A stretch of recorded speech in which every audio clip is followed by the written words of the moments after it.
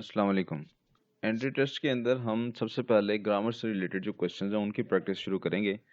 Grammar से related MCQs दो तरह से आते हैं, या तो हमें 2 या 4 सेंटेंसेस दे दिए जाते हैं जिनमें से एक ठीक होता है और बाकी सारे गलत होते हैं, और हमने ठीक सेंटेंस को सिलेक्ट करना होता है और बाकियों को इग्नोर करना होता है। यहाँ फिर हमें इस तरह से सेंटेंस दिया जाता है कि उसके कुछ पार्ट्स को अंडरलाइन करके letters A B C D E के साथ मार्क कर दिया जाता है। हमें देखना होता है किस पार्ट जिसके नीचे ए बी सी और डी और ई लिखे हुए हैं उनमें से कौन सा ऐसा पार्ट है जिसमें कोई ग्रामेटिकल एरर है। इसमें ग्रामर के जौन से एस्पेक्ट्स टेस्ट किए जाते हैं उनमें एक एस्पेक्ट है नाउन। सो हम आज नाउन की प्रैक्टिस करेंगे, कुछ एमसीक्यूज को सॉल्व करेंगे और उनको सॉल्व करने के साथ साथ रूल्स डिस्कस कर लेंगे, वो सारे जो किसी भी जॉब टेस्ट या एंट्रेंस एग्जाम में टेस्ट किए जाते हैं। हम इस फॉर्मेट को फॉलो करेंगे कि एक सेंटेंस दिया होगा, उसके साथ 4 ऑप्शंस होंगे। सेंटेंस गलत होगा ग्रामेटिकली, उन 4 गिवन ऑप्शंस में से कोई एक ऑप्शन दुरुस्त होगा, हम उसको सिलेक्ट करेंगे, पढ़ेंगे कि बाकी ऑप्शंस के अंदर क्या गलती है। और कभी कभी ऐसा भी होगा कि हम देखेंगे कि एक से ज़्यादा ऑप्शंस करेक्ट हो सकते हैं, लेकिन हमने कौन सा सिलेक्ट करना है किसी भी टेस्ट की सूरत में। जब इस फॉर्मेट पे हम सारे टॉपिक्स को डिस्कस कर लेंगे तो प्रैक्टिस एक्सरसाइज में हम फिर इस फॉर्मेट को भी डिस्कस किया करेंगे। तो पहला सेंटेंस है, उमर ऑलवेज डज मिसचीव्स। अब यहाँ पर जो चीज़ टेस्ट की जा रही है वो ये है कि कुछ वर्ड्स ऐसे होते हैं जिनका इंग्लिश में कोई भी प्लूरल नहीं होता। अब लफ्ज़ एक है मिसचीफ। मिसचीफ का मतलब होता है गलती, शरारत। अब मिसचीफ का प्लूरल आमतौर पे शायद लोग समझेंगे कि अगर इसके आगे एस लगा दी जाए तो मिसचीफ्स का प्लूरल बन गया, यानी गलती से गलतियां बन गया, या शरारत से शरारतें बन गया।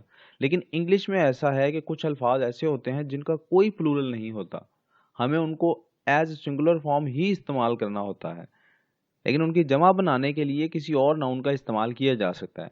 जैसे उमर ऑलवेज डू मिसचीफ्स, इसमें तो टेंस की भी गलती है, खैर ये गलत है। उमर ऑलवेज डज मिसचीफ, ये एक गलती की बात हो रही है, ऐसा भी नहीं। हमें उन्होंने कहा था मिसचीफ्स, तो हमने गलती निकालनी है, मीनिंग नहीं चेंज करना। मीनिंग ये था वो शरारतें करता है, तो हमने उसको शरारत में नहीं कन्वर्ट करना। Umar always does acts of mischief, तो ऐसे नाउन जिनका प्लूरल नहीं होता उनके साथ कोई और नाउन एज प्लूरल लगा के उनका प्लूरल बना लिया जाता है। तो ये याद रखना आपने, इन नाउन्स में से एक नाउन है मिसचीफ, एक दो और नाउन्स आगे भी आ जाएंगे और फिर बाद में फर्दर फ्यूचर की वीडियोस में भी इस तरह के नाउन्स डिस्कस आहिस्ता आहिस्ता होते रहेंगे। एक ही दिन में सब कुछ अगर बता दूंगा तो ये ऐसे ही है जैसे आपको एक ही दफ़ा में तीनों वक्त का खाना खाने के लिए कह दिया जाए। एक हफ्ते की दवाई एक टाइम में खाने से कभी भी सेहत बहाल नहीं होती, आहिस्ता आहिस्ता ही खाना होता है। इसीलिए आहिस्ता आहिस्ता सारे रूल्स सामने आएंगे। आप फॉलो करते रहें, ट्यून्ड इन रहें, इंशाल्लाह आप by the end of the course आप बहुत ज़्यादा फेमिलियर हो जाएंगे, मैक्सिमम मार्क्स हासिल करने लगेंगे। माई mother gave me many advices. Advice भी उस लफ्ज़ को कहते हैं जिसका प्लूरल नहीं होता। क्या लफ्ज़ एडवाइसेस है ही नहीं, एग्जिस्ट ही नहीं करता? ये लफ्ज़ एग्जिस्ट करता है, लेकिन अगर एडवाइस से मुराद नसीहत है तो उसका प्लूरल नहीं होता। जैसे माई mother gave me many pieces of advice, इसमें करेक्ट सेंटेंस है।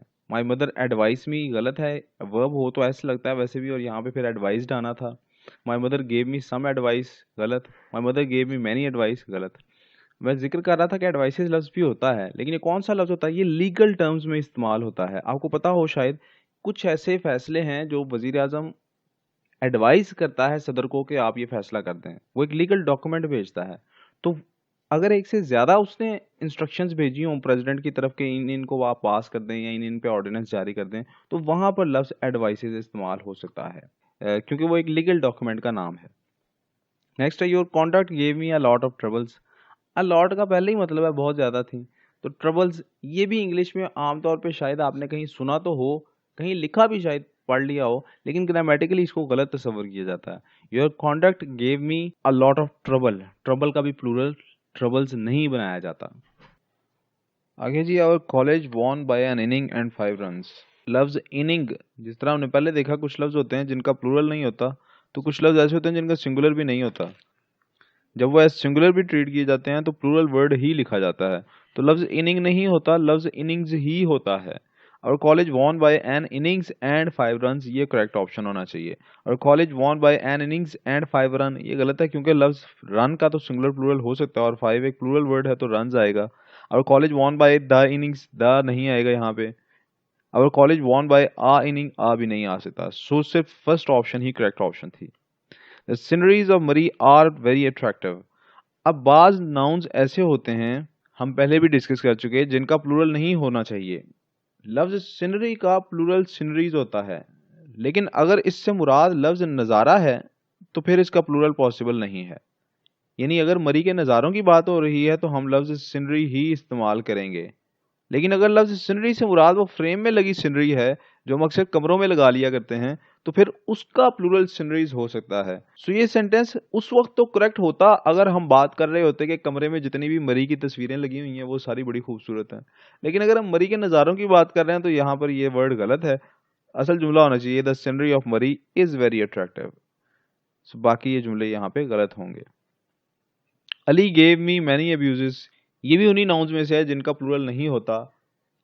अगर इससे मुराद गालियां हैं तो Ali gave me many words of abuse, ये बाकी सारे सेंटेंस गलत होंगे। I told these news to my father, अच्छा न्यूज लफ्ज प्लूरल लगता है लेकिन न्यूज लफ्ज सिंगुलर ही होता है। I told this news to my father, ये हमारा करेक्ट आंसर होगा। अब दीज कब आ सकता है? जब बहुत सारी खबरें हों, लेकिन उसके लिए आपको कॉन्टेक्स्ट चाहिए, पीछे बात हो रही हो पिछले जुमलों के अंदर के जनाब बड़ी खबरें हैं, we have many news today, तो वो कॉन्टेक्स्ट तो हमारे पास है नहीं। एंट्रेंस एग्जाम में या जॉब टेस्ट में तो बस एक जुमला आएगा, हमने जुमले पर रहना है, अपने पास से एज्यूम नहीं कर लेना कॉन्टेक्स्ट या सियाको सबाक। I shall spend my summer vacations at Murree, अब वेकेशंस का भी प्लूरल सिर्फ उस वक्त पॉसिबल है अगर ये छुट्टी मुसलसल ना हो। यानी अगर गर्मियों में छुट्टियां ऐसे मिली थी कि पहले एक हफ्ता छुट्टी थी, फिर एक हफ्ता छुट्टी नहीं थी, फिर एक हफ्ता छुट्टी थी, फिर एक हफ्ता छुट्टी नहीं थी, तो फिर तो ये वेकेशंस लफ्ज ठीक होता। लेकिन अगर इकट्ठी छुट्टी हो, तसलसल के साथ हो, यानी कंसेक्यूटिव हॉलीडेज हो, तो फिर उसके लिए लफ्ज वेकेशन इस्तेमाल किया जाता है। I shall spend my summer vacation at Murree, ये हमें डी में ऑप्शन नजर आ रहा है, बाकी तीनों में ये ऑप्शन नजर नहीं आ रहा।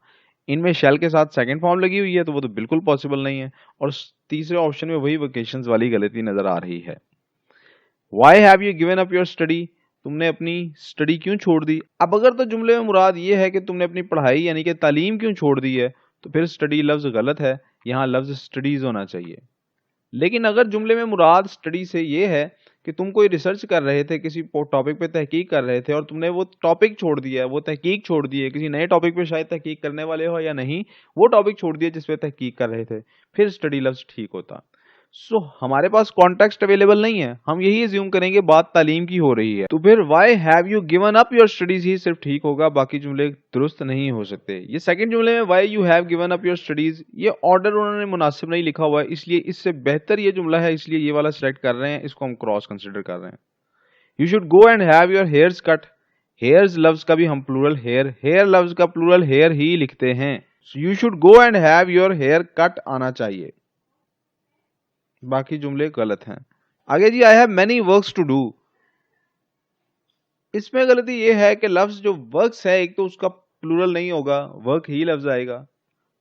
दूसरी गलती ये है कि मैनी काउंटेबल्स के लिए आता है, वर्क एक अनकाउंटेबल नाउन है, तो यहाँ पे यहाँ तो आना चाहिए I have much work to do, या होना चाहिए I have a lot of work to do. तो हमारे पास पहली ऑप्शन में ही ये सिर्फ नजर आ रहा है, बाकी ऑप्शंस में ये हमारे पास मौजूद नहीं है।